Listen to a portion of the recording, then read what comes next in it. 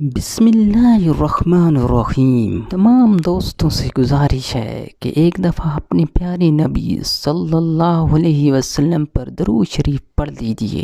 اللہم صلی علی سیدنا مولانا محمد وعلی آلہ وسلم۔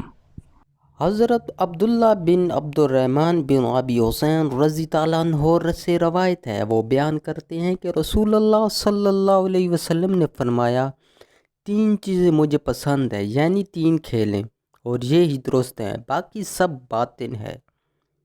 تیر اندازی کرنا، اپنے گھوڑے کو سدھارنا سکھانا، اپنے اہل بیوی سے کھیلی کرنا۔ قرآن و حدیث کی خوبصورت ویڈیوز کے لیے ہمارے چینل کو سبسکرائب کریں اور ہماری حوصلہ افزائی کریں۔ جزاک اللہ۔